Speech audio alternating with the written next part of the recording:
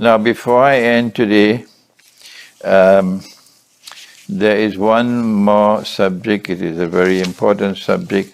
Let me see if I can summarize it. Over this last 1 week, the world has commemorated the 100th anniversary of the centenary of the Bolshevik Revolution, which occurred in Russia in November of 1917. They use the Justinian calendar, and on this side of the world they use the Gregorian calendar, and I think there are a few days difference between the two. This is why this side celebrates Christmas in December and that side celebrates Christmas in January, because of the difference between the Justinian calendar and the Gregorian calendar. Anyhow, the Bolshevik Revolution took place 100 years ago, and 100 years later it is crystal clear to me that this was a plot, this was a plan, a cleverly designed, satanic plan on the part of the Western world, the powers of the Western world, to destroy Orthodox Christianity in Russia, to take control of Russia and to brutalize Russia. And in the process of doing that, to be able to fulfill the major goal of the First World War, which started in 1914 and which was almost completed by 1917 when the Bolshevik Revolution took place.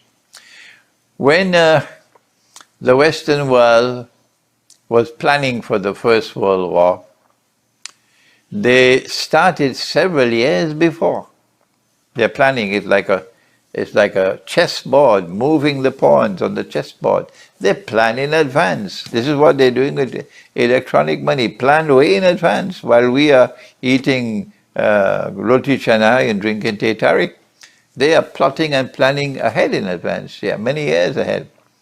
It was in 1909 or 1908 or 1907, excuse me, I can't remember, when they negotiated, Britain and France negotiated with Russia.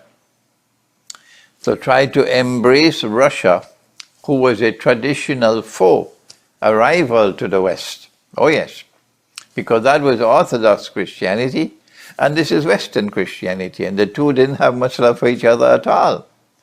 So it was a surprising move on the part of Britain and France to reach out to Russia and to try to seduce Russia into entering an alliance with them. And the bait which they use, which the Russian government swallowed hook, line and sinker, Tsar Nicholas was the Tsar of Russia at that time, was that if we win this war, you will get Constantinople. That's right. And that was too great a bait for Russia not to accept. The bait is being offered to Iran now, but so long as Ayatollah Khamenei is there, I don't think Iran will swallow that bait, no. So long as Ayatollah Khamenei is in charge of Iran, I don't think Iran will swallow the bait. I won't tell you what the bait is. It's too volatile a subject, so let me leave that, be silent on that subject.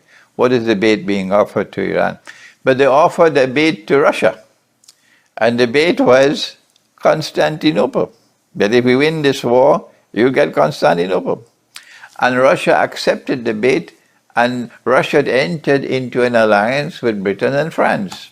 Astonishingly, first time in history. First time, I believe. If I'm wrong, correct me. Why did they reach out to Russia? Answer: they wanted to checkmate the Ottoman Empire. The major target of the war was not Germany. The major target of the war was not Russia. The major target of the war was the Ottoman Empire. They wanted to defeat the Ottoman Empire.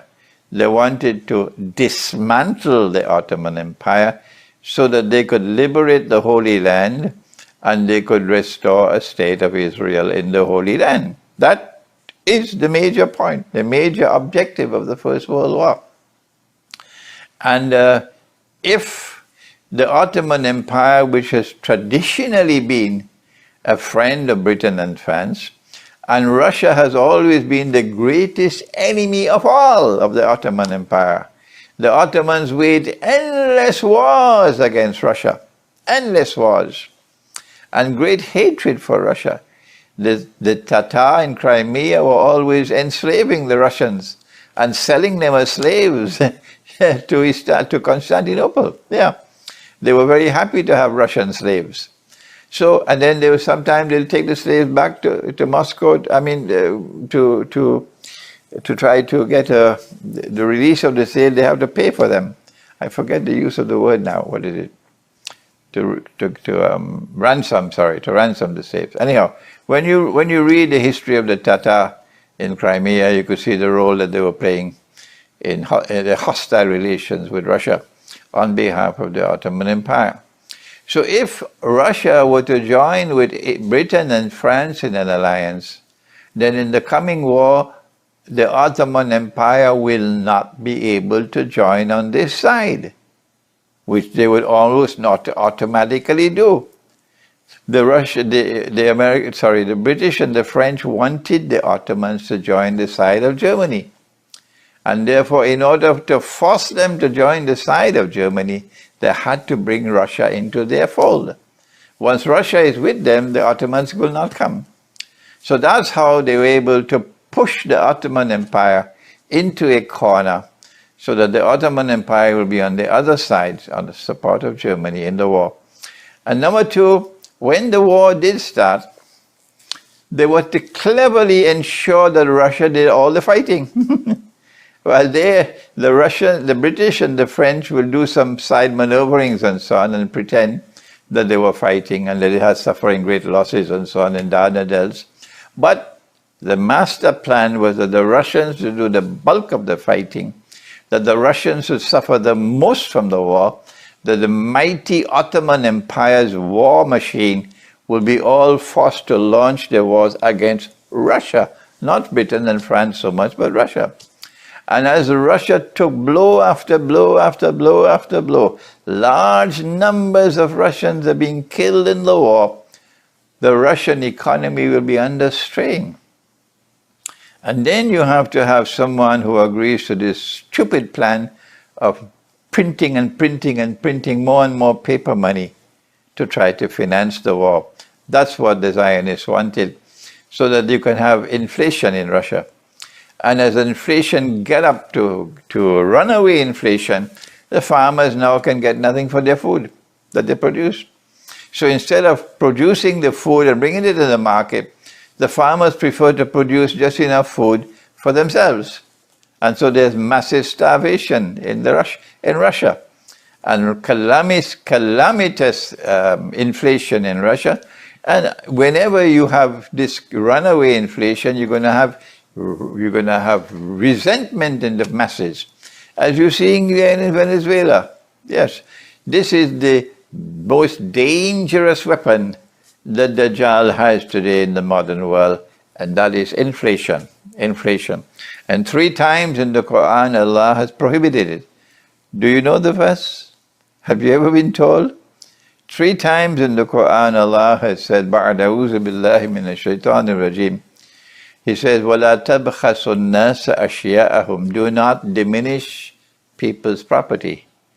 Do not cause the value of people's property to diminish, the value of people's labor to diminish, become smaller and smaller and smaller and smaller.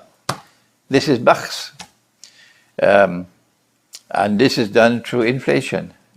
And the inflation has come as a consequence of the bogus monetary system.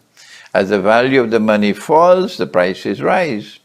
So anytime they want to target a government to try to bring about regime change, they attack you with inflation. That is the most important point today in the world. It's not nuclear war at all. The most important one is inflation. So every government now is careful not to cross the line, because they know if they cross the line, the price that they will pay is inflation. And if they have inflation, the people will turn against them. And there will be revolution and the government will be swept away. So they're all very careful to toe the line that Wall Street writes for them. This is what happened in Russia. And as the farmers stopped producing food, and as prices continued to rise above and above and above and above, it was not socialism, no, that caused the Bolshevik Revolution. Don't come with that kind of argument to me, that it was capitalism versus socialism in Soviet Union, in Russia, and the Bolshevik Revolution came because... No. It is a Zionist conspiracy to bring about a monetary system that will cause inflation. That is the cause of it. And so the regime in Russia, as a 1917 approach, was becoming increasingly unpopular, and the conditions were being created, as they're trying to do it in Venezuela now, for the regime to be overthrown. And eventually, in November of 1917, the revolution took place. And then they took control of Russia. They then proceeded to establish the Soviet Union as an atheist state, so that they could destroy and dismantle the Orthodox Christian foundations of Russian society. This is my brief analysis of the Bolshevik Revolution. I want my sons, who are scholars of Islam tomorrow, and my daughters, who are going to be scholars, I want you to do your homework as I have done my homework. I'm setting the example for you, that you not only have to study the Quran and the Hadith, you also have to study the world and study history, and study politics and study economics, and you must be able to integrate them all. And our point of integration here is eschatology. This is all being done so that they could further their designs in the Holy Land, so that eventually Pax Judaica will replace Pax Americana, and that a man will stand up in Jerusalem and declare, I am the Messiah. No, he will not be the Messiah. He will be Dajjal, the false Messiah. I want to thank you once again for this chance to talk to you from my sitting room here in the Caribbean island of Trinidad. ربنا تقبل منا إنك أنت السميع العليم وتب علينا يا مولانا إنك أنت التواب الرحيم برحمتك يا أرحم الراحمين آمين.